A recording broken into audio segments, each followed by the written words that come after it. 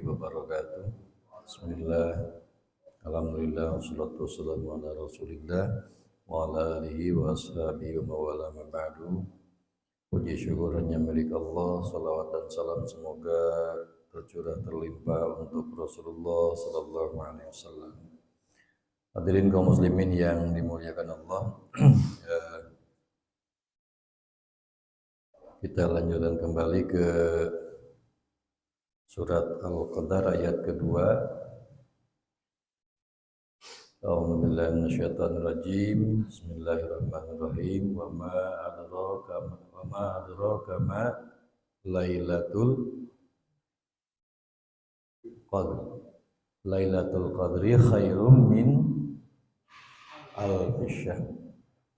Wa ma adraka ma Lailatul Qadr. Tahukah kamu apa yang disebut dengan Lailatul Qadar? Apa itu Lailatul Qadar? Lailatul Qadri, malam Al-Qadar. Malam Al-Qadar itu khairun, lebih baik, min, dari alfi, 1000, syahrin, bulan. Kalau 1000 bulan itu berapa tahun? Sekitar 80 berapa? 82. Jadi Lailatul Qadar itu adalah malam Al-Qadar lebih baik dari 1000 bulan.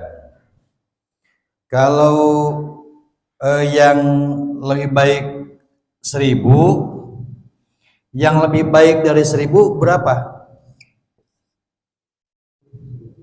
1000 hiji, 1002 atau 2000 ya Pak RT buletkeun saya teh ngitungna. Lamun 1000 lebih baik dari 1000 jadi sabaraha? 2000. 2000 lebih baik dari 1000 kan? 3000 sama lebih baik dari 1000. Kalau 4000 sama lebih baik dari 1000. Jadi malam Al-Qadar itu lebih baik dari 1000 malam, dari 1000 bulan, 1000 bulan. Jadi bisa kebaikan itu didapatkan 2000, 3000, bisa 4000, tergantung Allah. Jadi hak prerogatif Allah. Jadi kalau kita mendapatkan pahala Al-Qadar, kita bisa mendapatkan 2000 kebaikan, bisa mendapatkan 3000 kebaikan. Jadi min alfi syahrin khairum min alfi syahr, lebih baik dari 1000 bulan, bisa 2000, bisa 3000, bisa 10.000. Jadi bukan 1000 bulannya, tetapi di atas itu kita mendapatkan kebaikan di atas 1000. Bisa 2000, 3000, 4000, 5000, 10.000, 100.000, bisa. Karena itu nanti kebaikan itu diberikan oleh Allah, itu hak prerogatifnya Allah. Jadi bukan 1000 ya, tapi lebih baik dari 1000 bulan. Nah itu yang harus bisa dipahami ya, dipahami dari surat Al-Qadar ayat ke 3. Satu inna anzalnahu fi lailatul qadr. 2 wa ma adraka ma lailatul qadr. 3 Lailatul Qadri khairum min alfi syahr. Al-Qadar. Nah. Dipahami ya. Jadi malam Al-Qadar bukan 1000-nya, tapi lebih baik dari 1000. Makanya karena lebih baik dari 1000 bulan, orang berbondong-bondong ingin mencari pahala kebaikan di malam Al-Qadar. Ya, kita lanjut ke surat Al-Hajj ayat ke-77. Firman Allah, ya ayyuhalladzina amanu, ini panggilan lagi, perhatikan panggilan Allah untuk orang-orang yang beriman. Ya ayyuhalladzina amanu, ruk'u Wahai orang-orang yang beriman, irka'u, apa irka'u? Ruku'lah. Ruku'lah. Wasjudu dan sujudlah. Ruku dan sujud itu kan bagian dari sholat ya. Perintah Allah ini yang harus kita pahami. Panggilan Allah bagi orang yang beriman. Allah tidak menyuruh untuk sholat. Di surat ini Allah tidak menyuruh sholat, padahal tapi Allah menyuruh ruku dan sujud, padahal ruku dan sujud ini bagian dari sholat. Kenapa Allah tidak menyuruh? Udah saja ya ayyuhalladzina amanu aqimus sholat, dirikan sholat. Kenapa ini yang disebutkan adalah irka'u wasjudu, ruku dan sujud? Kenapa Allah menyuruh kepada orang yang beriman lebih spesifik lagi dalam sholat, menyuruh ruku dan sujud? Padahal ruku dan sujud ini merupakan bagian dari sholat. Sudah perintah saja ya ayyuhalladzina amanu aqimus sholat, dirikan sholat. Tapi ini bukan. Ada apa Allah menyuruh ruku dan sujud? Nama lain ruku dan sujud itu adalah sholat. Itu ya, satu, sholat. Kedua, kenapa Allah menyuruh spesifik lagi menyebutkan ruku? Allah menyuruh ruku dan sujud. Yang pertama, ruku dan sujud merupakan manifestasi dari sebuah ketaatan kita kepada Allah. Orang yang taat tunduk kepada Allah, dia mampu menundukkan kepalanya, menempelkan jidatnya di lantai. Kenapa? Karena yang dia pikirkan, yang dia bayangkan di hadapannya adalah Allah. Berarti orang yang sudah mampu ruku, dia menundukkan kepalanya, kan ibadah itu tunduk, taat, patuh. Karena dia saking tunduk, taat, patuh, dia rela mengorbankan untuk membongkokkan punggungnya, kemudian dia menempelkan jidatnya di tempat sujud karena yang dia hadapi itu adalah Allah. Berarti dia mengakui keagungan dan kebesaran Allah. Jadi orang yang ruku dan orang yang sujud itu adalah orang yang mengakui keagungan dan kebesaran Allah. Satu. Yang kedua, jika ruku dan sujudnya itu benar, maka sifat manusia yang sombong itu akan mampu terkikis dengan ruku dan sujudnya di hadapan Allah. Jika ruku dan sujudnya benar. Jadi kalau sujud dan ruku dilakukan oleh kita, kemudian ruku dan sujudnya itu benar dilakukan, maka sifat kesombongan manusia akan mampu terkikis. Nah, kalau masih ada orang yang sholat kemudian dia berperilaku sombong, angkuh, takabur, sholatnya perlu dipertanyakan, rukunya perlu dipertanyakan, sujudnya juga perlu dipertanyakan. Sebab sujud dan ruku itu harusnya mampu mengikis kesombongan sifat manusia. Kalau sifat sombong dan takaburnya masih ada, perlu dipertanyakan. Rukuna siga kumaha eta jelema. Jeung sujudna siga kumaha eta jelema. Sampai sifat sombongnya tidak mampu dikikis oleh sujudnya kepada Allah. Kan gitu. Mau sesombong apa di dunia ini? Kalau tidak mengagungkan Allah, mau seangku apa? Toh ujungnya kita akan modal, ya, betul kan? Ujung-ujungnya kita akan modal. Nah kalau sudah modal, sah memang kuburan. Jin, kan bukan. Siapa yang usaha di pangguna? Ku jelema kene. Jadi apa yang disombongkan? Tidak ada. Maka kalau sujud dan rukunya dia tidak mampu mengikis kesombongan dan ketakaburannya, Tanyakan ruku jeung sujudna sia kumaha ka Allah. Ngan ukur nempelkeun ruku jidat percuma, Pak. Percuma ngan ukur ngabongkokeun punggung ka cangkel-cangkel. Jadi ruku dan sujudnya harus benar mengagungkan kebesarannya Allah. Bahwa yang kita hadapi itu Allah, bukan siapa-siapa. Jadi kalau di dunia masih ada orang yang sombong dan angkuh, tanyakan ruku jeung sujudna kumaha eta jelema. Jadi tidak ada yang perlu yang disombongkan, ujung-ujungnya kita akan modar. Ya. Warka'u ya ayyuhalladzina amanu rka'u wasjudu. Itulah urgensi dari ruku dan sujud. Jadi kenapa Allah nyuruh ruku dan sujud?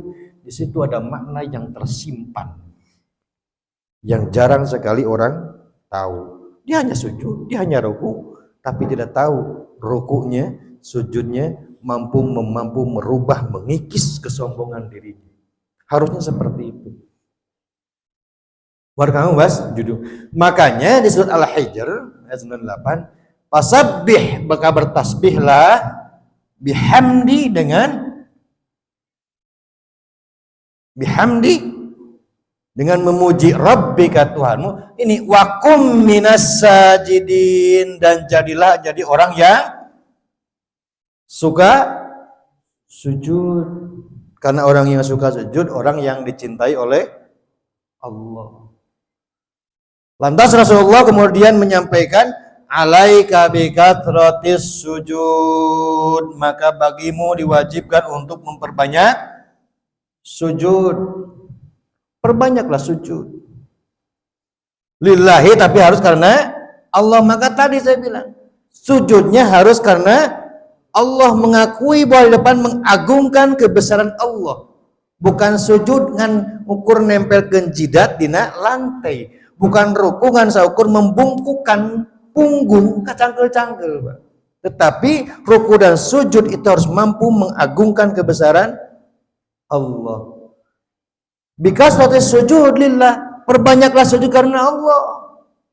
Nah, fa innaka la tasjudu lillah, karena sesungguhnya sujud tidaklah sujud itu kalau karena Allah, kecuali sajdatan satu kali sujud, illa rafa'akallahu, kecuali Allah akan mengangkat kalian derajat biha, dengan sujud itu, darajatan, derajat. Satu kali sujud maka Allah akan mengangkat satu derajat. 10 kali sujud maka Allah akan mengangkat 10 derajat. 100 kali sujud, maka kalau ingin diangkat derajatnya oleh Allah, ya perbanyaklah sujud. Perbanyak sujud.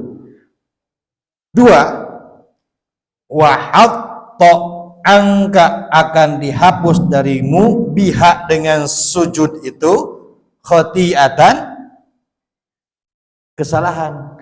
1 kali sujud maka 1 kesalahan akan diampuni. 2 kali sujud maka 2 kesalahan juga akan diampuni. 10 kali sujud maka 10 kali kesalahan diampuni. Maka semakin banyak sujud maka semakin banyak diampuni dosa. Maka perbanyaklah sujudnya. Nah, kemudian perintah Allah lagi, surat Al-Baqarah itu ayat 43, waqimus sholah, dirikan sholat, watuz zakat, warka'u, dan rukulah ma'arrokiin, bersama orang yang ruku. Ini Pak, ini sudah tersirat, ini menyuruh berjamaah Pak. Kan warka'u, rukulah ma'arrokiin, bersama orang-orang yang ruku. Ini nyuruh jamaah. Jadi rukuna ulah sorangan. Rukuna ulah sorangan, rukuna kudu arrokin, kan jama ini bersama orang-orang teh lebih teh hiji, bersama orang-orang yang ruku, berarti loba. Ini menyuruh untuk ruku bersama-sama bebarengan. Di mana? Di masjid. Ruku barengan di masjid. Pan bareng cenapa abdi di imah ieu itu di imah itu bareng ruku nama ditumprit ruku kabeh ruku. Apa teu tingali aya ruku kitu barengan mah. Coba mun rukuna barengan di imah jadi pangatingali ruku imam ruku milu ruku kabeh ruku kabeh. Imam sujud milu sujud kabeh gitu. Makanya wakum minas sajidin, jadilah orang-orang yang sujud. Ini juga berjamaah sujudnya. Tidak sendirian. Kalau sajidun, Pak, kalau sajidun itu satu orang yang sujud. Kalau bisa sajidun, Pak ya. Sajidun. Ini kalau rofa itu tanda rofanya wawu dengan nun. Kalau sajidun sama orang-orang yang sujud, banyak orangnya. Sajidun, sajidin, sama. Ini nasab, ciri nasabnya adalah bahwa iya dengan nun. Sama, ini jama. Makanya wakum minas sajidin, jadilah orang yang suka sujud itu jamaah sujudnya. Ulah soranganan. Jadi ini menunjukkan jamaah, ini juga menunjukkan jamaah. Di surat Al-Hajj ini perintah bagi orang yang beriman, satu diperintahkan untuk ruku, dua perintahkan untuk sujud, yang ketiga wa'budu rabbakum, sembahlah Tuhan kalian Allah. Ini yang ketiga ini meniadakan yang kedua. Jadi yang disembah itu adalah Allah, tidak ada yang lain. Yang disembah itu adalah Allah, tidak ada yang lain. Jadi jangan menyembah selain Allah. Ulah nyembah ka dunungan, berhala teh sekarang. Dulu berhala, sekarang dunungan. Paropek buka dunungan, cek dunungan hideung. Cek dunungan hejo. Wa'budu rabbakum, sembahlah oleh kalian itu rabbakum, Tuhan. Ini memurnikan kembali ibadah kita khusus hanya karena Allah. Makanya sering saya sampaikan bahwa kita ini sering kalah dengan perintahnya manusia dibandingkan dengan perintahnya Allah. Cek Allah teh hayya la sholat, jam 4 Pak Guru adan. Jam 4 teh hayya la sholat, jam 4. Hese Pak, udang lagi. Padahal perintah Allah itu. Rok ayeuna cek pimpinan teh asup jendelapan KB kantor, asup KB sarieun. Ku Allah mah ini geus teusian, Pak. Kayak di mana geus turun banjir, geus turun gempa, karek we manggil Allah, Allahu Akbar. Sieun waktu hari tamu. Komo geus jadi kiamat mah. Kiamat teh ayeuna teh mangkanya.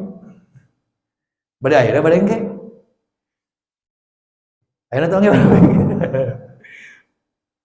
Wa'budu rabbakum, perintah ketiga.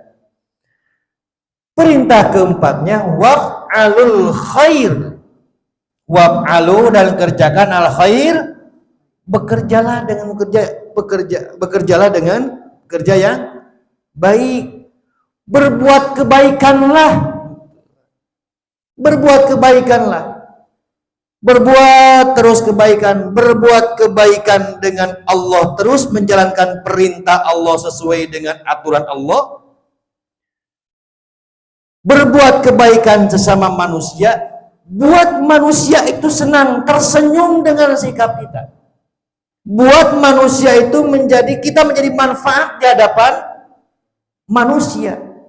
Ulah pika sebelah jelema itu kasarnya malah ulah pika keuleun jelema, ulah pika geuleun jelema, tapi jadilah manusia yang bermanfaat untuk orang lain. Berbuatlah baik. Ya mah kumaha boboraha berbuat baik, diajak untuk berbuat baik saja susah. Hirupna teh susah. Bujang-bujang milampah kana kehadian. Diajak kana kehadian oge. Hese. Ayeuna mah hese diajak kana kehadian oge. Naon sabna? Sebab geus teh sieun ku Allah ge ngaku we saya orang beriman hayang asup surga. Siapa kamu tuh? Diajak kahadian we mung. Milampah kahadian we mung. Kita ruku wae hese, kita sujud wae hese. Nia migawe kahadian hese, bujeng-bujeng migawe kahadian diajak ke kahadian oge hese. Ari asup hayang ka surga Firdaus. Pan kuna maseri ari asup hayang ka mana Pak asup surga. Nah, naon kapi naon ka surga gitu. Mun hayang ka surga kapi dulur nanggeus nggawe naon. Sudah ngerjakan apa untuk surga? Makanya ini salah satu Ka'ab itu satu saat menginap di tempat Rasulullah, membantu mempersiapkan semua kebutuhan Rasulullah. Air wuduna disiapkan, bajuna disiapkan. Lantas Rasulullah bertanya kepada Ka'ab, apa yang kau inginkan? Saya hanya ingin bersamamu di surga, kata Ka'ab. Terus apalagi? Cuman itu ya Rasulullah. Nggak ada lagi yang lain? Tidak ada.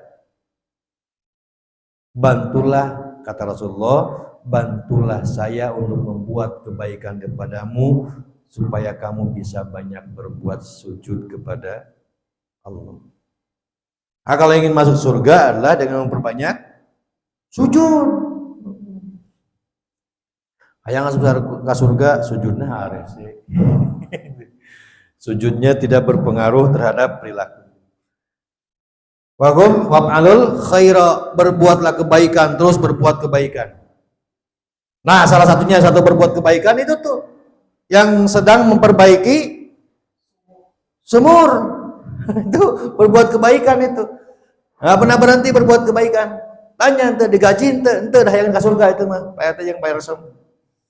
Saya digaji ayam masuk ke surga unggul. Nah, terus berbuat baik. Ai mayar kercai berbuat baik tidak? Berbuat baik. Berarti orang yang tidak bayar cai tidak berbuat baik. Semakin sering orang tidak berbuat baik, semakin sering orang berbuat dolim, maka tunggulah kalau ancaman Allah itu pasti datang.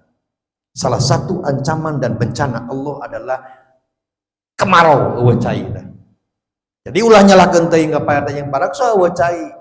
Koreksi diri sendiri, sudah berapa banyak kesalahan yang kita perbuat, berapa banyak kebaikan yang kita perbuat. Jangan-jangan lebih banyak kesalahan daripada perbuatan baiknya. Maka kalau ingin maslahat dunia akhirat, manfaat dunia akhirat, waf'alul khair, sebab pahalanya kata Allah la'allakum tuflihun, supaya kalian beruntung. Beruntung itu sukses. Sukses di dunia, sukses juga di akhirat. Palamun hayang sukses di dunia jeung di akhirat, ieu kuncina ta opat. Hiji ruku, dua sujud, tilu wa'budu rabbakum, murnikan kembali beribadah kepada Allah, hanya kepada Allah, bukan kepada yang lain. Jangan kalah dengan perintah manusia, tapi perintah manusia harus dikalahkan dengan perintah Allah. 3, 4 waf'alul khair, perbanyak berbuat kebaikan. Maka jika empat ini dilaksanakan, maka la'allakum tuflihun, untung, sukses dunia akhirat. Dunia akhirat. Kebisaan pani Qur'anna. Ya hadisna cek Rasul. Jadi apa yang saya sampaikan itu tidak lepas dari Al-Qur'an dan hadis. Hadisnya begini ya begini, Qur'annya begini ya begini. Itu ya. Itu saja yang saya sampaikan pagi ini. Mudah-mudahan ada hikmah dan manfaatnya buat kita semua. Mohon maaf atas khilaf-khilafnya. Hasbunallah ni'mal wakil. Wassalamualaikum warahmatullahi wabarakatuh.